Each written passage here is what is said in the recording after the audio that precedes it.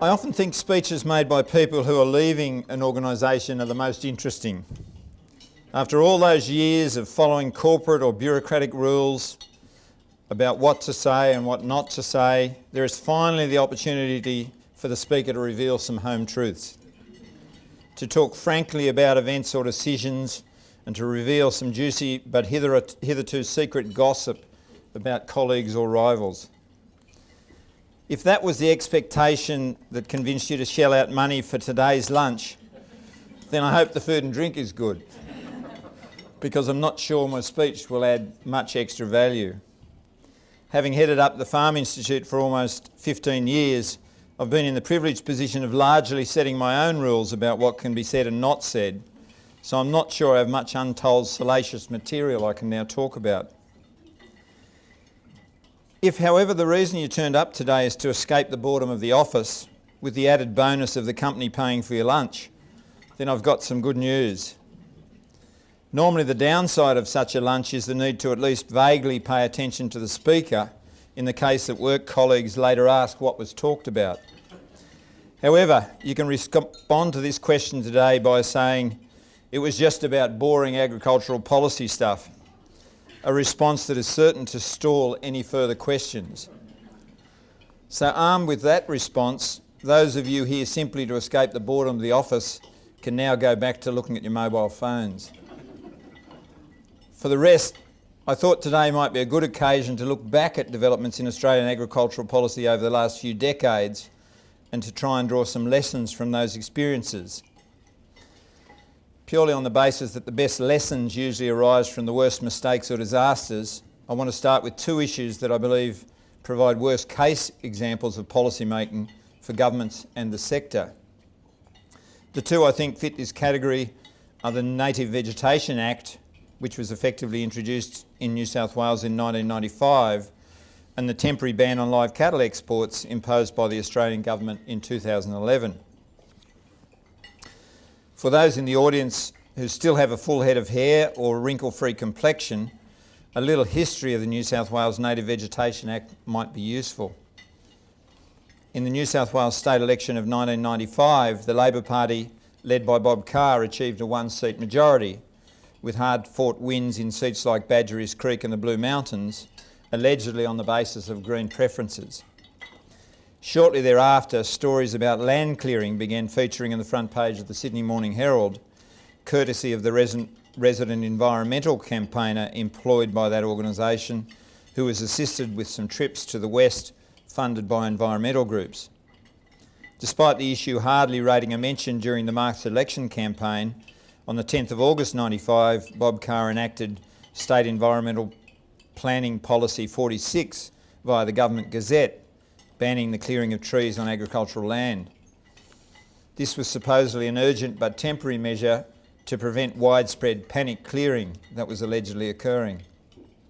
I can still recall the shocked look on the then New South Wales Farmers Association President Ian Donger's face when he returned from a brief meeting with the Premier. He went to the meeting anticipating discussing a range of agricultural issues with the new Premier, only to be told a complete and immediate ban had been imposed on tree clearing.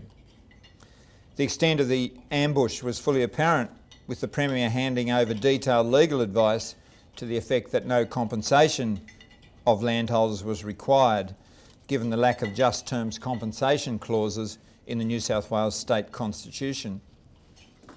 2 years later, the New South Wales Native Vegetation Act superseded SEP 46 and banned the clearing of all pre-1990 native vegetation on land in New South Wales, except for certain regions surrounding the major metropolitan centres. I won't bore you with the details of the farm sector's subsequent efforts to overturn this legislation, which continue to this day. It involved protests by thousands of farmers in Macquarie Street in 1998, the blockading of Premier Carr in Walgett Airport in the same year, and countless subsequent inquiries, reviews and legislative amendments. Reviews by the Productivity Commission in 2004 and ABARES in 2006 concluded that the legislation achieved substantial public benefits in the form of biodiversity conservation and emissions abatement, had imposed very large costs on a small group of landholders, and that the community should pay. Needless to say, that's not occurred, and both governments and environmental groups to this day seem to remain callously indifferent to the impact that has had and the inequity on landholders. In many ways, this was the first instance where the decline in the political influence of the farm sector in New South Wales and Australia became starkly evident, and conversely, where the political influence of the environmental movement and urban voters overrode normal policy-making processes and any notion of equity. It was also probably the first effective use of a media campaign to encourage public support for a major policy change, something that farmers were then very ill-equipped to respond to. That's probably not surprising, as even someone as skilled as in the dark arts as Karen Latham would find it very difficult to develop a media campaign in support of farmers being able to knock down trees and kill native wildlife, especially one that resonates with urban voters. The temporary ban imposed on live cattle exports in 2011 had some similar characteristics. Animals Australia provided footage of cattle treatment and slaughter practices in Indonesia to the ABC, which subsequently used that and other material to put together an edition of Four Corners in August 2011. Activist groups had pre-organised an online campaign to target politicians, and MPs received tens of thousands of emails in response to the program, all seeking a ban on live exports. Within days, the Australian government had buckled to the noise and temporarily banned live cattle exports, creating severe impacts that reverberated through the entire beef industry and even threatened diplomatic relations between Australia and Indonesia. Again, the farm sector was caught without an effective response, and there was not even any clarity about who should respond. I consider these the two worst policy decisions impacting on agriculture over recent decades for several reasons. In both cases, there was a deliberate campaign to present urban voters with graphic imagery that triggered an understandable response. In both cases, government responded with little consideration of the longer-term implications, or indeed of equity or other issues that normally form part of good policy processes. And in both cases, the agriculture sector failed to respond in a coherent or convincing manner, let alone to formulate workable policy responses. The fact that these two issues remain live today reinforces my belief that they are both examples of poor policy, poorly implemented.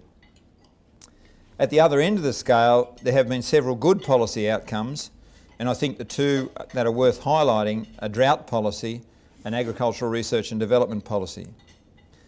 Drought policies has been an issue in Australia for at least the last 150 years and has been the subject of endless policy changes.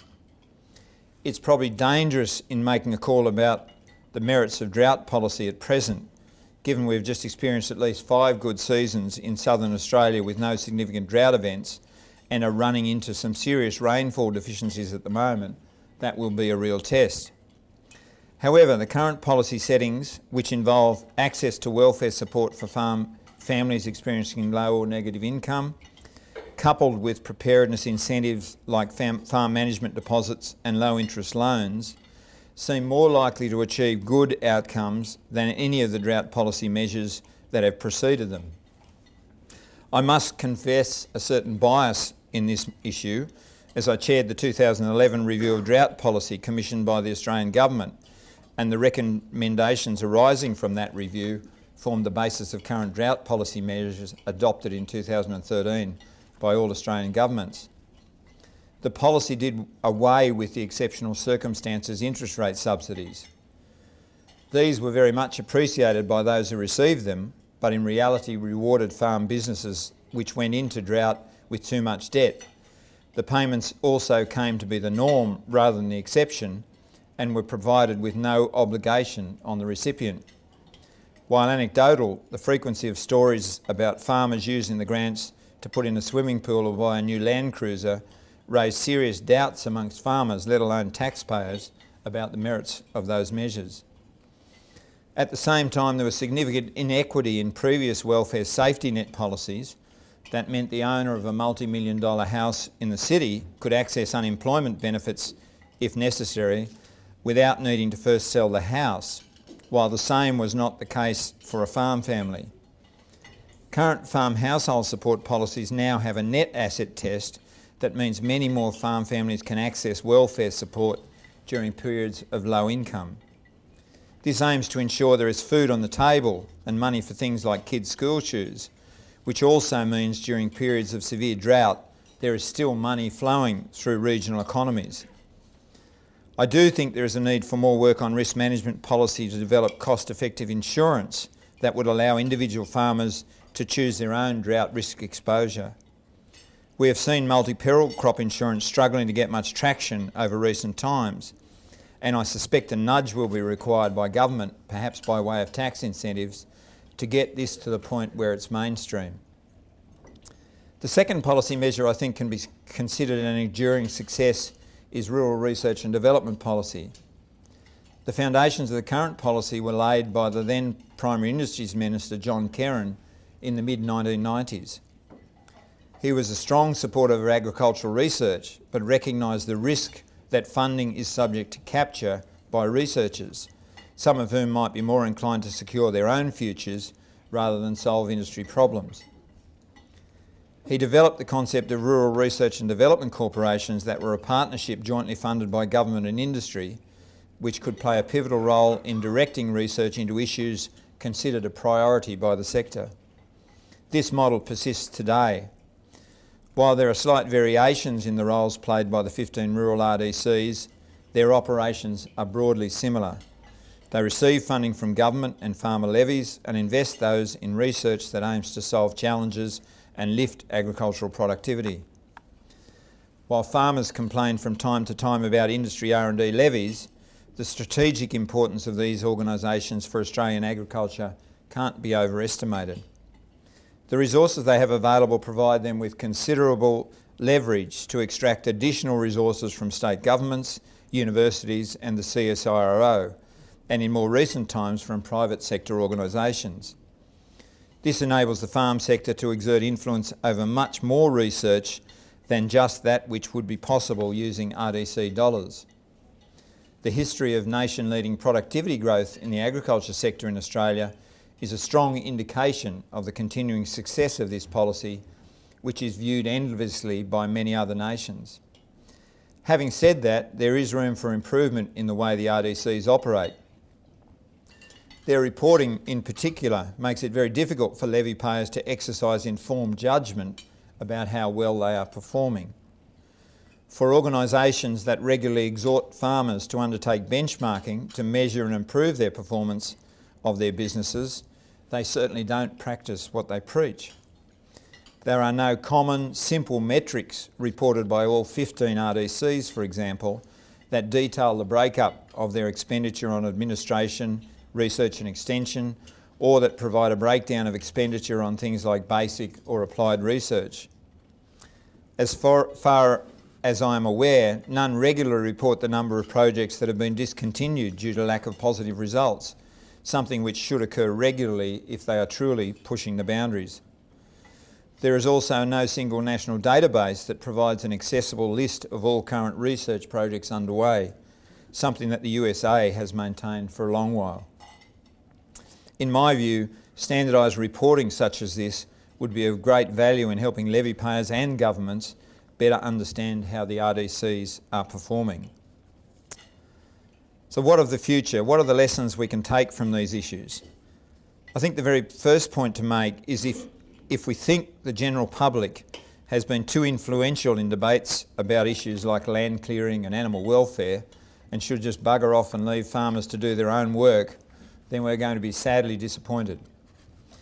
This is particularly so given the transition of Australian agriculture from being largely a commodity producer in the 70s to a sector increasingly focused on higher value markets. To put it simply, we transitioned from sending hamburger mince to the USA to sending Wagyu and chilled beef cuts to Japan and China over the last 20 years. It goes without saying that consumers who are prepared to pay a premium for quality also want to be reassured about the sustainability of production and the treatment of animals and workers. That has worked to the advantage of Australian agriculture up until the present time, with our natural resource management, labour and animal welfare standards generally providing the reassurance that fussy consumers demand. Our strong biosecurity standards have also enabled us to retain access to high-value markets like North Asia and Europe, even when major competitors like the US and Canada were locked out. However, I think there are two significant future challenges that have the potential to put at risk the reputation or social licence of Australian agriculture, and these are interrelated. The first is the tendency for governments to back away from politically difficult promises to reform bad legislation on issues like water and vegetation management, and to instead go soft on the enforcement of that legislation, believing that will benefit the sector. Governments need to have the political courage to reform bad laws rather than just decide not to enforce them. Unfortunately, failure to adequately enforce legislation simply erodes public confidence and provides more fuel for the fires of activists. Not only that, but it also results in the vast majority of farmers who do the right thing being tempted to break the law, having seen others profit from that behaviour. It might seem strange hearing someone who has long advocated on behalf of agriculture urging governments to beef up their enforcement and to prosecute farmers who break the law. However, against a background of increased reliance on higher value markets, I think the sector has little choice but to adopt this approach. I'll go further by saying I think it has become very evident that government agencies that have a primary focus on helping an industry can never successfully also have an enforcement role over that industry. I think it would be better for all concerned if governments establish separate and independent enforcement agencies for issues such as water, vegetation and animal welfare. I note the New South Wales Government has recently taken this step in response to the water management issues that emerged late last year. I think it's a model that needs to be adopted more generally at both a state and Australian government level. The second future challenge the sector will need to deal with, which is not unrelated to the first, is the rise of groups which make a business out of being activists. I refer to groups like Get Up and Animals Australia. These are both businesses that generate their revenue through activism rather than the more traditional model of non-government organisations. They have a business model that relies on major issues, either real or created, that can be used to develop campaigns that generate media attention and revenue to support the organisation and those who work for it. Unlike traditional non-government organisations, many of the staff have little or no subject matter experience in the issues they run campaigns on. They've developed very sophisticated businesses that harness leading-edge communications and marketing tools to package up issues into simple messages that are broadcast to large databases of contacts and which encourage them to take action and make a donation. The success of this business model can be gauged from the fact that in 2016-17, Animals Australia generated some 7.9 million in income and Get Up 8.4 million. In addition, Get Up claims that over 900,000 people were involved in one way or another with their campaigns. I'm not privy to the details of the National Farmers Federation budget, but I'm certain it is much less than either of these amounts, and I doubt the total membership of farm organisations in Australia would amount to 100,000, let alone 900,000. To be clear, I'm not criticising those who support the campaigns of these organisations. There are probably plenty of people in this room sympathetic to or supportive of some of the issues they campaign on. What I am criticising, however, is the fact that these organisations pay little heed to the complexity of issues or the implications of their campaigns on individuals and industries. Their campaigns boil down issues to one or two simplistic statements that appeal to individuals who are well-intended and motivated to achieve change, but who spend no more than a few seconds considering them and rarely, if ever, consider the consequences of the proposed solutions. Activist business rely on sheer numbers to attempt to stampede politicians into making rush decisions, and in today's political and media environment, they have certainly had some success. How should the agriculture sector respond to the challenges posed by these groups? I think the answer lies in the fact that their impact relies on the assumption that the number of supporters of a campaign can be extrapolated to infer broad community support. The agriculture sector will never be able to match numbers or dollars with these groups, but can counter some of their influence by having available robust and objective data on community attitudes and how these are changing over time. This can be achieved by undertaking regular surveys and by utilising some of the sophisticated media tracking technology that is now becoming available. This should not be a one-off exercise, but repeated monthly or quarterly and tracked through time in exactly the same way that major corporations do. This would assist in two ways. First, it would provide the agriculture sector with a better understanding of community attitudes to specific issues and how these change through time. In effect, it would provide early warning of issues likely to impact in the future. Second, it would enable the sector to provide politicians with factual, objective data on community attitudes, reducing the temptation for them to be stampeded into decisions in response to populist campaigns. There is already work underway to develop regular tracking surveys to better understand community attitudes towards farm sector issues, both in New South Wales by the New South Wales Farmers Association and DPI, and at a national level by many of the rural RDCs. I strongly support these initiatives and believe they have the potential to be of great strategic importance to the future success of the sector. As the examples I referred to earlier highlight, good agricultural policy takes time, but the reward is it stands the test of time. Thank you.